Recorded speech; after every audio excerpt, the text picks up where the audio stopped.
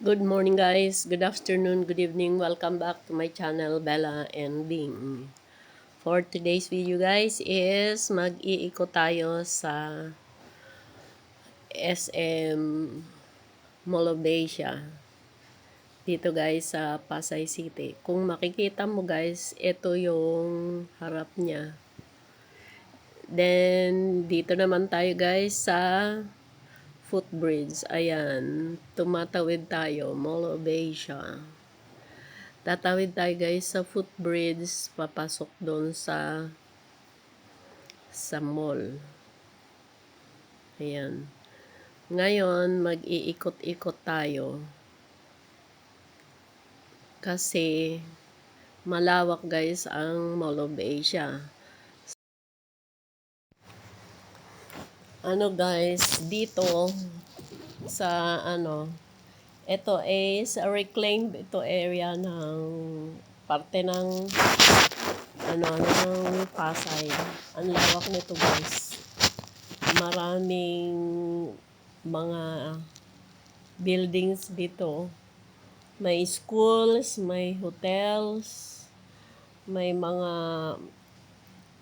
offices, tapos may mga malls din sa katabi. Kaya ang dating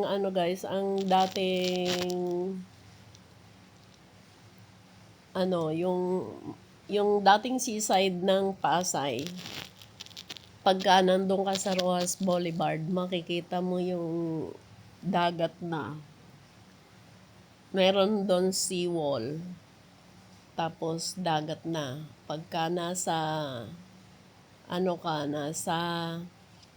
bus ka o nasa sakyan ka, pag hindi natatakpan ng makikita mo guys yung dagat. Pag nandun ka sa Rojas Boulevard.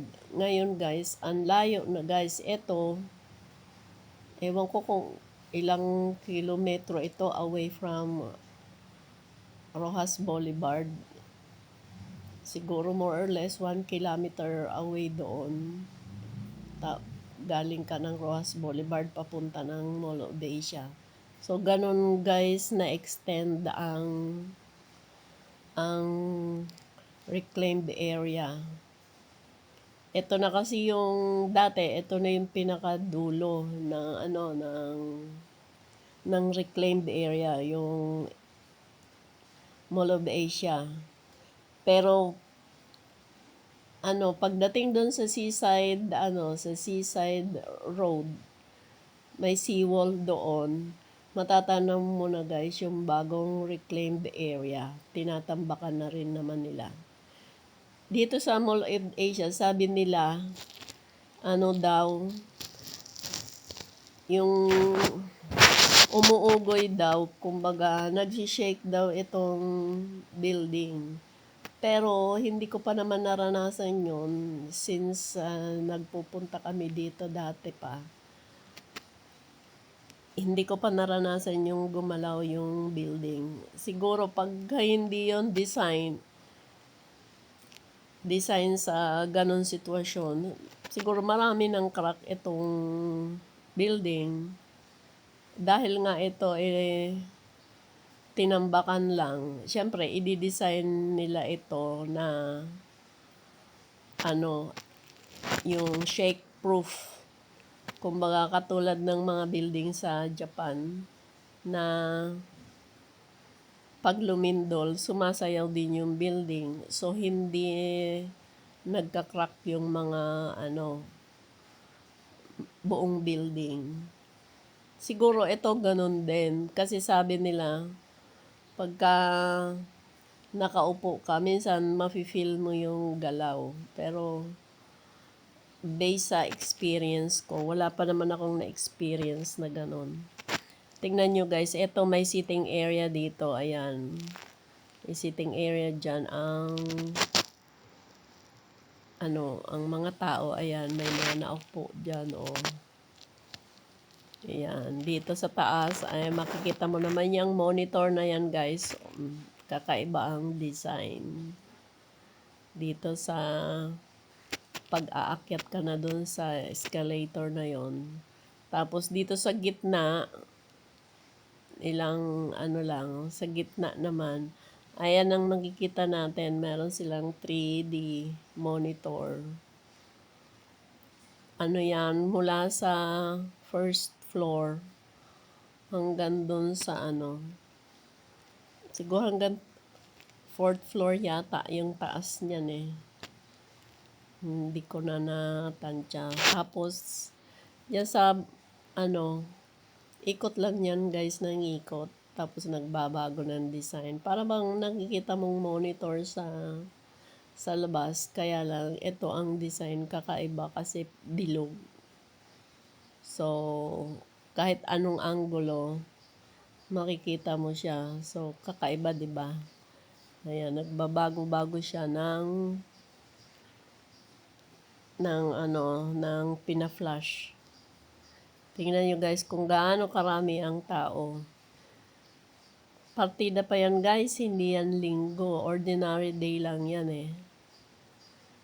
So, itong lugar na to, ano siya, dinadayo talaga ito kahit saan kasi malaki. Kumbaga, maraming mga ano dito, mga outlet na mga branded. Kaya yung mga can afford madalas din dito kasi meron kang makikita dito ng mga branded items o mga outlet yung marami guys, name it. Dito sa baba para siyang merong exhibit eh ng mga product, hindi lang yata isang product yan. So hindi na ako nag-show dan. Parang nag-i-introduce sila ng mga product, how to do this, how to do that. Parang nagmi-mix sila ng mga drinks.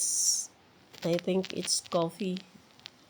Nauuso ngayon ang coffee yung latte, espresso, iba-ibang lasa. So, iba-ibang invention. Hindi katulad dati na kape lang ng sinangag na kanin, tapos may katumbas lang ng asukal, wala ng gatas. Ngayon guys, ang kape is kung ano-ano ng design, tapos flavor, may hot and cold, ganun na ka-moderno or ka-advance ang mga paggawa ng kape. Kumbaga, yung mga coffee lover nag-iimbento kung ano yung papatok sa masa. So, pagka nag-trending, kahit saan sulok pa yan ng Maynila, pinupuntahan niya ng mga coffee lover. Kaya, maraming nagninegosyo ngayon na ganyan. So, dito guys, ikot-ikot naman tayo dito sa kabila. Kasi, malawak ito maliligaw ka pag mga first timer mo. Pero, tanong-talong lang kung hindi mo makita yung exit at saka entrance. Dito tayo naman sa kabilang parte ng mall. Ayan, dyan meron naman dyan mga palaruan. Alam nyo naman ang mga bata, pagkasama para hindi maingay, dalhin mo sila sa sa palaruan at hindi sila mag-iingay at hindi sila manggugulot, magtuturo ng kung ano-ano. Kaya sa palaruan sila, may mga palaruan dito. Kaya bata, matanda, nagmamasyal dito. Mahirap, mayaman, nagpupunta rito. Kasi nga, pagdating naman sa mga pagkain, may mga affordable naman ang pagkain. Ngayon, yung mga may kaya, doon naman sila sa mga mamahalin. Kaya, pwede ka rito magtambay. Kahit gusto mo mag-ice cream lang, edi mag-ice cream. Mag-coffee lang, edi mag-coffee. Kaya, maraming tao lagi. Tapos, may event center din dito guys sa gitna. Ayan, may mga ilaw sila, oh. Meron yatang artist na darating, parang may ila-launch sa kanila na product. Kaya naghihintay. Naka-set up na, naghihintay na lang ng oras. Pero wala pang mga audience doon sa gitna, parang mga staff pa lang. Ayan, naka-set na yung stage, may barricade na. Siguro sa mga VIPs, ayan, at saka staff sa guest. Ayan na, nakahanda na sila dyan. Ayan, yung iba naman naghihintay na rin ng kung sino yung darating na artist para mag-launch ng product. Kaya, kahit hindi ka mamimili, mag-entertain mo lang yung sarili mo. Pwede ka na mag-ikot-ikot dito. Kasi sa lugar na to, lahat ng may transportation papunta rito from south to north. Kasi guys, yung carousel from Monumento dumadaan dito. So ang carousel kasi mabilis. Ngayon kung mag-LRT ka naman o mag-MRT, baba ka ng Pasay Rotonda, tapos sakay ka na lang ng carousel or ng mga jeep na naghahatid papunta rito. Tapos, from Bulacan naman, may diretso dito guys going to Pitex. Dumadaan din sila dito, nagbababa din sila ng passenger. Kaya, hindi mahirap magpunta dito kahit mag-commute ka lang. Kasi pag may sasakyan, abutin ka guys ng traffic sa EDSA lang.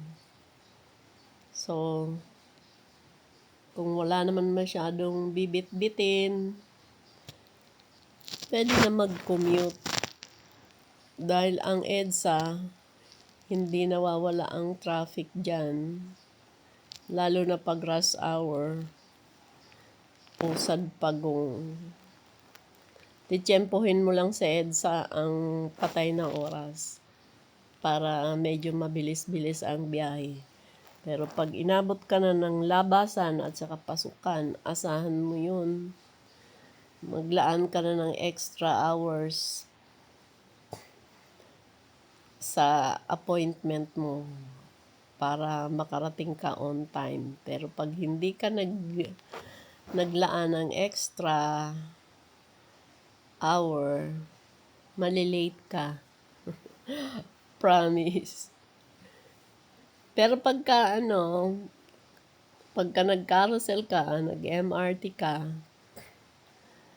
din yan, mabilis din, lalo na pag MRT, LRT. Pero ang carousel minsan nadi-delay din. Kasi minsan yung driver, lalo na pag hindi mapasahero, mabagal-bagal din yan mag-drive kasi nagpi-pick up din sila. So, inaantay nila yung mga pasahero. Pero pag rush hour, ayan, mabilis sila kasi punuan lagi ang bus. Based on my experience, pagka patay na oras, mga lean hours yan, mabagal ang takbo nila. Pero pag rush hour, mabilis. Kasi nga, hindi nila kailangan mag-intay ng pasahero. Yung pasahero ang naghihintay sa kanila at minsan hindi nila naka-accommodate lahat ng pasahero. Kasi ang mga tao, mga nag-oopisina, madalas prefer na nila yung mag-carousel. Ang hirap kaya guys mag-commute nang hindi naka-carousel. going Pamoa. Nag-try ako ng bus from hindi naka-carousel. Ay, nako.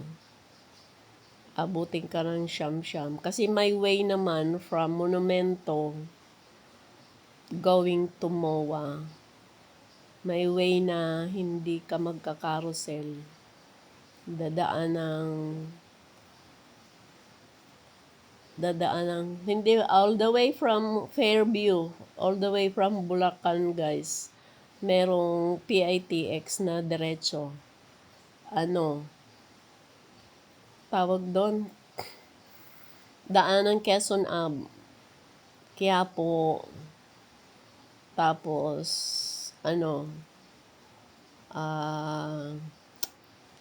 Quiapo, then Taft Avenue, then Rojas Boulevard. Ayan, ganon ang Taft Avenue sa Buendia yata yun lumiliko. Hindi ko alam kung makanan sila sa Buendia going to Rojas Boulevard.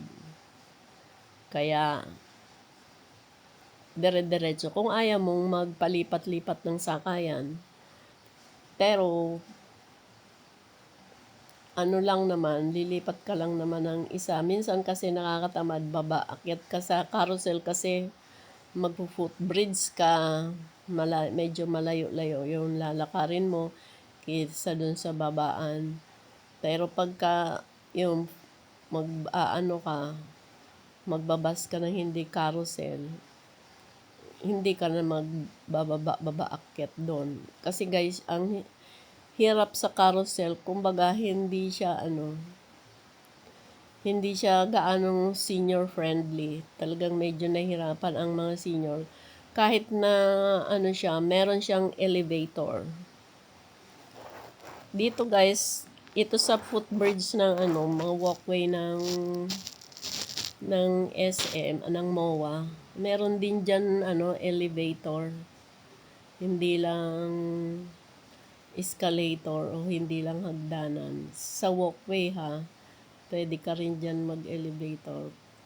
Pero syempre, prefer natin ang maghagdan para medyo exercise. Dito na tayo guys. So, ang haba na ng kwento natin. Nandito na tayo guys sa papuntang public transport. Dito tayo sa may bus.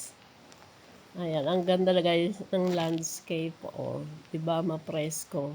Sino bang mag-iisip na yung lugar na to guys, dati is dagat. So, maraming building around. Tapos, ganun yung dagat pala yan dati.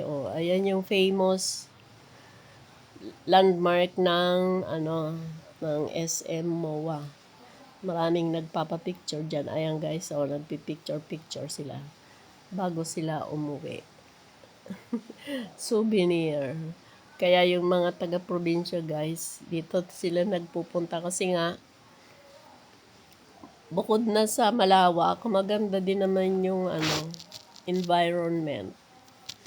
Kumbaga, sa probinsya, hindi ka makakita ng ganitong kalawak. Pero dito, ganyan ang makikita mo. Maraming tao. Tapos, accessible din lang. Ayan yung mga nagsasakay. Thank you guys for watching. Bye-bye and see you in my next vlog. God bless.